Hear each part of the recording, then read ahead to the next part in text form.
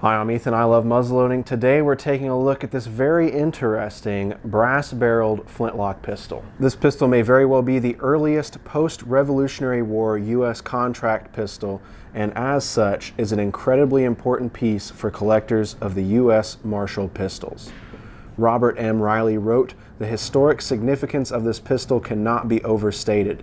It may be the sole survivor of a yet uncovered contract issued by Pennsylvania for pistols, and the use of the Liberty Cap proof mark dates the arm from 1799 at the latest." All early American pistols are rare and valuable, but this pistol is one of only two pistols known with the Pennsylvania proof mark prior to 1800. This pistol was proofed for the Commonwealth of Pennsylvania after the American Revolution, circa 1785 to 1799, and therefore was almost certainly manufactured before the first U.S. contract pistols by North and Cheney were even made.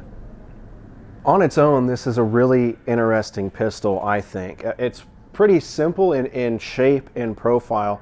It's not done out to the nines as a celebratory piece like we see can be done to pistols from the late 18th century here.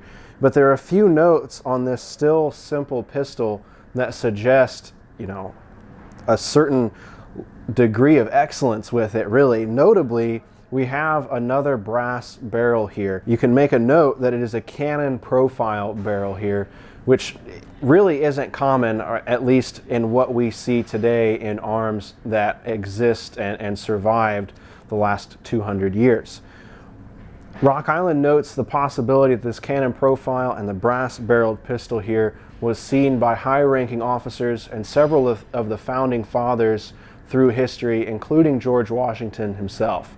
Not in any way trying to allude that this was carried or owned by Washington, just making a note about the specialness, really, of this pistol, the barrel and the profile, and its use in the American military post-American Revolution.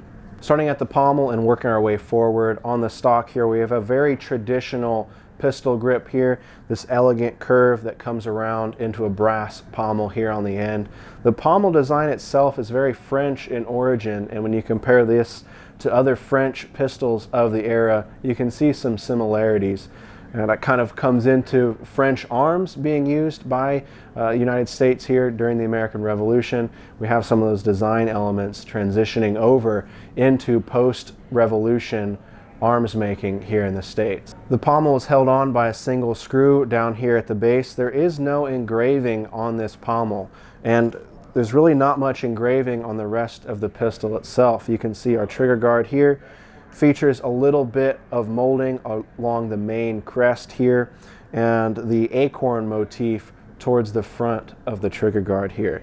Other than that, though, there's not really much file work. There's no engraving on this trigger guard.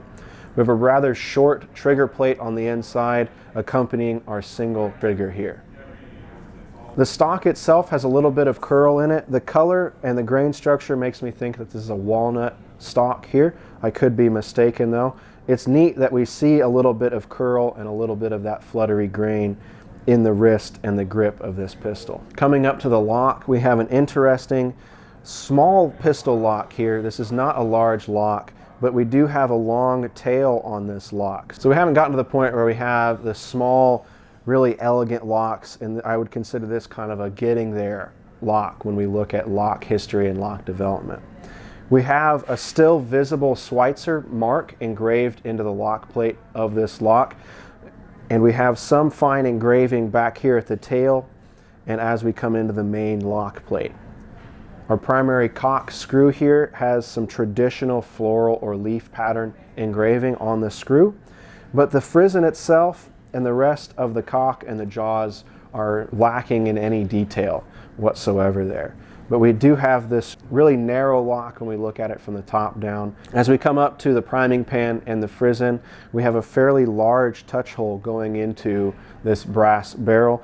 It is pretty clean. Thankfully, with these brass barrels, we see very little black powder corrosion on them, the brass being corrosion resistant, making it very common to see in military arms, especially in the Navy, as we're developing the American military. Coming along the top here, our barrel tang is iron or steel. We're held in by a simple screw. and we have a very gentle stylized end to our tang here. No engraving here, no marking on the tang whatsoever. And as we come up to the brass barrel, we do have the U.S. mark engraved into the top flat of the barrel. And on the left flat of the visible flats of the barrel, we have our Liberty Cap proof mark stamped in here. It's still in very good shape, much better shape, I would say, than the U.S. mark on top, but that could just be because the engraving was lighter than the proof mark stamp. The proof mark stamp is very deep into this flat in comparison to some of the engraving. The barrel starts out its first half octagonal, and then we have a nice wedding band separation here before we go into the rounded barrel, and another wedding band before we swell at the end, completing this cannon profile.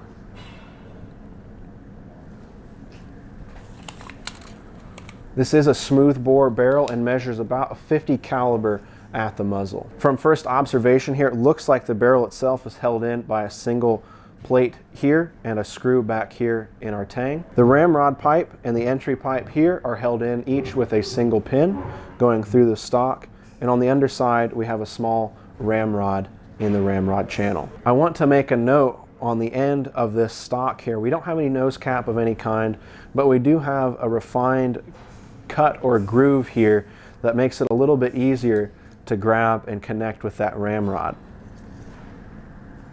So you can see there's kind of that position here. It allows you to pinch that ramrod a little bit and get away from the muzzle here. You can grab here. Can't quite get enough on there, but when you grab at those grooves, you can grab that ramrod and get it right there. Our entry pipe and our ramrod pipe both feature some simple wedding band file work. We have a little bit of wear on our entry pipe on that front wedding band, which you know, I always love to see those notes of where and how something like this has been used over time. Flipping over to our side plate side, you can see our two pins holding in our ramrod and our entry pipe.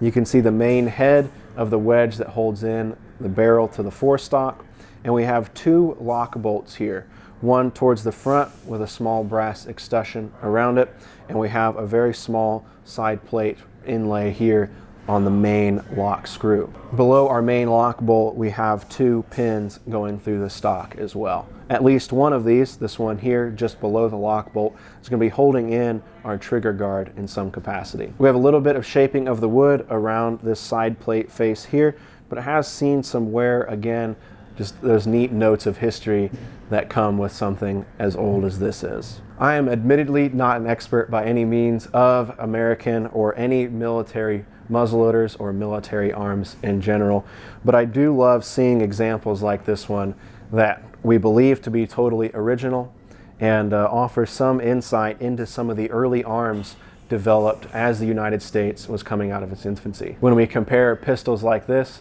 to other military arms of the time, it's neat to see that progression as things change. And this, I think, offers a great look at what an early contract pistol could have been here in the United States. If you'd like to learn more about early French-influenced American arms, you can check out the North & Cheney Model 1799. It is essentially an American version of the French Model 1777 and the American Model 1795 muskets, and the following models are essentially copies of the French Charleville musket. But this pistol is more in line with the fancier pistols privately purchased and used by officers. As far as general muzzleloading appreciation goes, it fits well in the hand. Being a smoothbore pistol here, you'll notice the lack of any front or rear sights. This is just kind of a point and go kind of pistol, and we see that in many military contract arms and in general smoothbore arms of the time. When looking at pistols like this, I think you can make an interesting connection from the infant United States, kind of working on taming and later conquering really the American frontier, to becoming an industrialized powerhouse on the world stage. This represents that beginning, that infancy of arms making in the States here, and as we see development of military contract arms, we see along with it industrial revolutions and changes in arms making and general industry here in the United States to become something that we're known for, you know, 150, 200 years later. So it's neat to see an example of what that was early on. If you'd like to learn more about this pistol or any of the other muzzleloaders that we're looking at here at the Rock Island Auction Company, check out the Rock Island Auction Company social media pages. They post a ton of great documentation and photographs of these pieces as they go through the hauls here. I'm Ethan. I love muzzleloading. Thank you so much for watching. We'll catch you next time.